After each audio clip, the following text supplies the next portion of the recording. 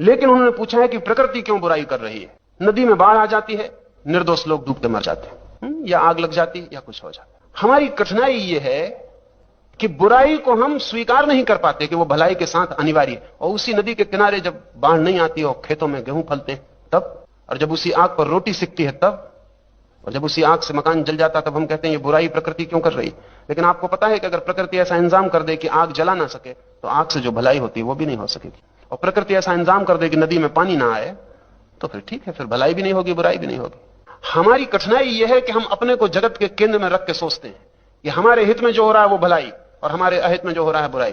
लेकिन हम ये नहीं सोचते कि जिस कारण से हित हो रहा है उसी कारण से अहित होता है, और कारण को अगर हटाना है तो दोनों चीजें बंद हो जाएंगी। जब मैं किसी को प्रेम करता हूं तो मुझे जान ही लेना चाहिए कि प्रेम टूट भी सकता है, टूटेगा ही।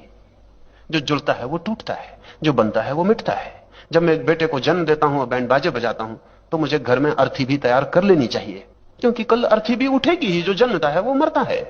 लेकिन जिसने बैंड बाजे खूब बजाए और अर्थी को बिल्कुल भूल गया, वो छाती पीट के कल रोएगा कि बड़ी बुराई हो रही जगत में। आदमी मरता क्यों? वो कभी नहीं पूछता कि आदमी जन्मता क्यों। जन्मने को हम बिल्कुल स्वीकार किए बैठे हैं और मरने को बड़ी तकलीफ उठा रहे हैं। अब ये भी इनको बुराई क्यों मालूम पड़ती है मित्र को कि नदी आ जाती, निर्दोष लोग मर जाते। इनका मतलब यह कि दोषी मरे तो चलेगा। दोषी कौन है? जिसने आपकी पार्टी को वोट नहीं दिया।